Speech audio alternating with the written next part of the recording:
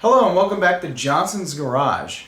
I know I haven't made a whole lot of videos on this channel and it's been kind of hit and miss when I do make videos because it's usually on my Ford Fusion or something completely random.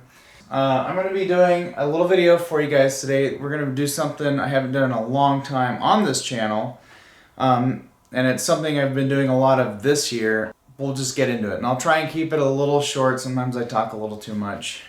Over here and behind you, I've got a box of speaker parts, and right here I have the plywood that I'm going to be using, which is like the Sanday, whatever from Home Depot. It's not exactly the best plywood, but I like the pattern on it, and I think it'll look great. So I went with this. So what I'm doing here for this one, the customer didn't want anything necessarily super fancy. He was a little specific on didn't care much about the looks. Because I'm the one building it, I care about the looks. So what I did is we kind of switched around the fanciness. Usually the fanciness, I do a 3-way speaker, so we have like a woofer.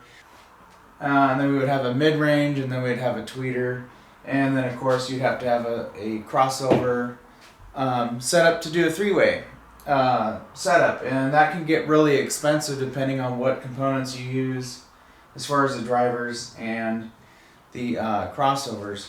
We went with a 15-inch woofer. This is just a GRS, kind of a cost-effective brand from partsexpress.com. Again, I'll put links down below for the stuff that I bought in this project. So I went with a 15-inch, and it's a fairly large gym. So I wanted to make sure that he gets the sound that he wants in there. You know, it's loud, can be loud, is clear, sounds good, all that stuff. And this woofer here has a slightly higher frequency range than some of the Dayton Audio 15-inch woofers I use. So I went with this. I've already tested it. It actually sounds pretty good. It's pretty close. With this crossover, it's pretty close to having like a mid-range built into it. So that sounds good. And then I'm going with JBL Selenium. This is what we're running for the tweeter. I've already tested these out with this woofer, and it sounds pretty good. This thing is kind of loud, actually. It's got looks like it has probably like an inch and a half diaphragm in there, so it's going to be plenty loud. Alright, so here's how we're going to rip this in half. I've got 2 table saws. I got both Ryobis. We'll take this sheet of wood, we'll put it up on those 2 saws, and then once I find the exact center, which doesn't have to be too necessarily super perfect, so as long as we find roughly the center, we can take our circular saw and just rip it in half, and then we can start cutting our bigger pieces out of one panel. So we're going to need, what, 4 24 by 18.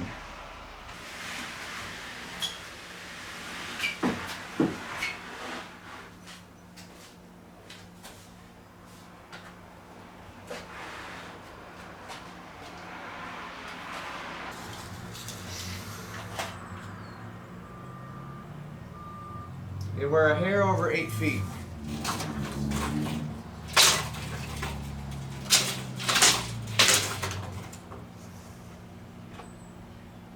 Hair over 8 feet. 48.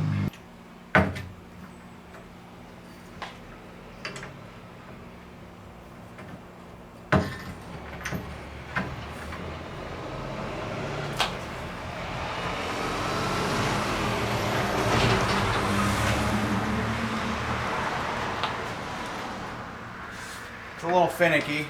She's well used.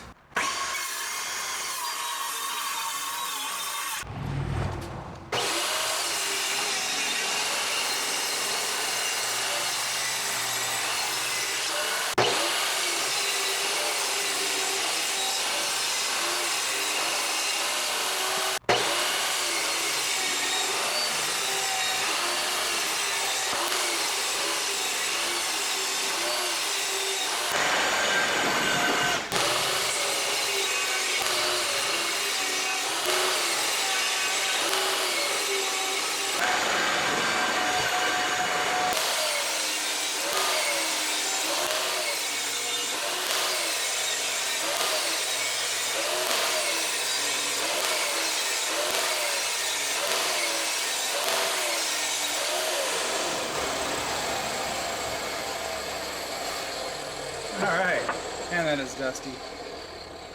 So we've got all of our long pieces at 23.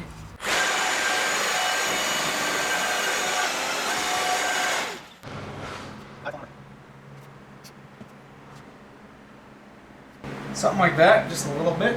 And then you can set that on there like that. Put a bead.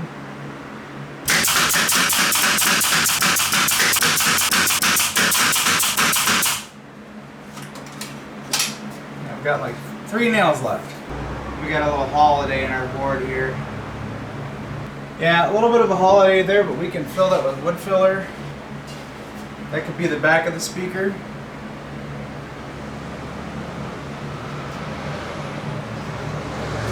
We got matching holidays. Wow. Alright, a little bit darker in here, but I shut the door because I kept getting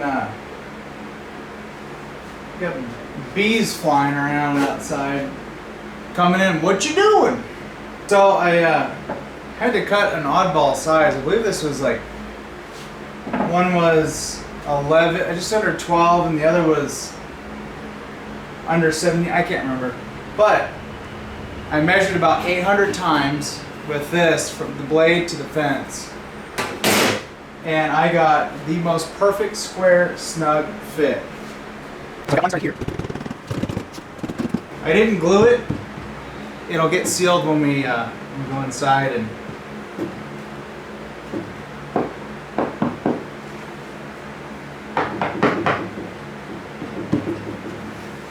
it's a little off, but I think that's gonna do. So that's nailed in all the way. This is very rigid now. Pop that out.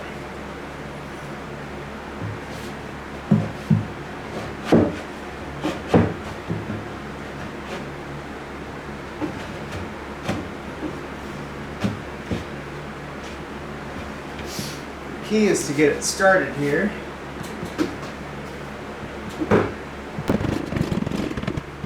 Try not to do what I just did there.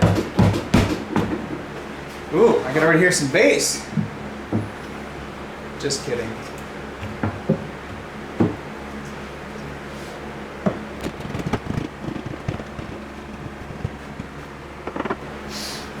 That'll have to do.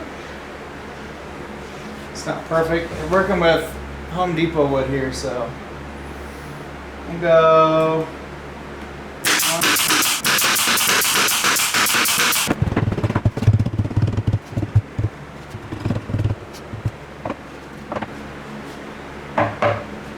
Nice.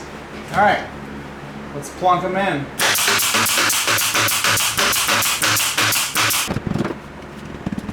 Nice. Woo!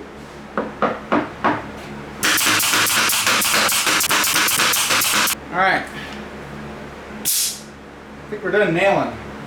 Okay, now that we've got both boxes assembled and they are pretty nice, not gonna lie, pretty nice.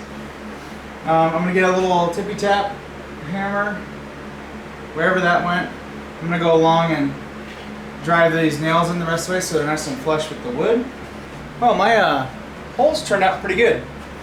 This wood cuts pretty nice. So I was able to get a half decent looking circle out of it. It's not perfect. We got this one notched out for the JBL. And it has some movement so we can align it. So it's probably gonna be something like that. For the port tube. And our woofer drops right in.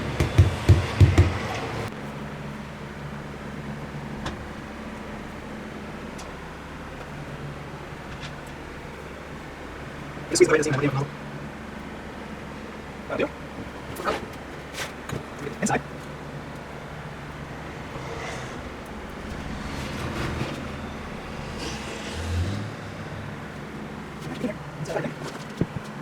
Inside.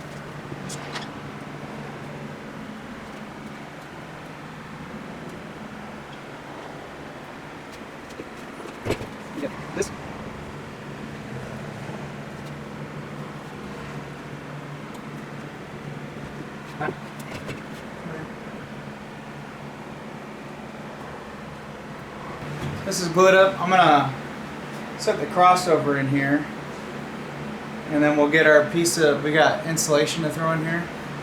I'll get that, and then we'll get our pieces in. I got 6 sheets of insulation. Alright, here's our crossover. I'm gonna go ahead and put it in somewhere right in the center.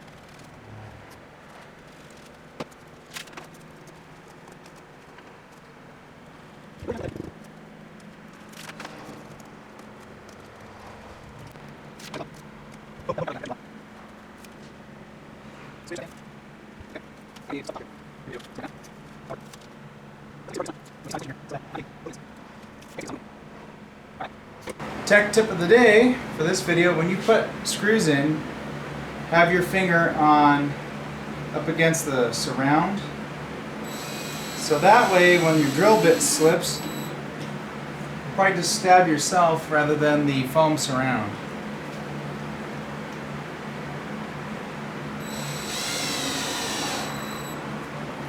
I could almost use my panhead screws. I can use my panhead screws in there.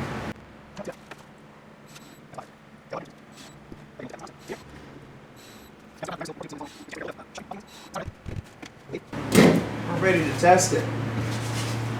And then I gotta eat because I'm about to die. So, just got one going. That stereo has no power at all. I'm gonna go hook it up to my home theater stereo. Got decent bass. I'd like a little bit more though. But it sounds good.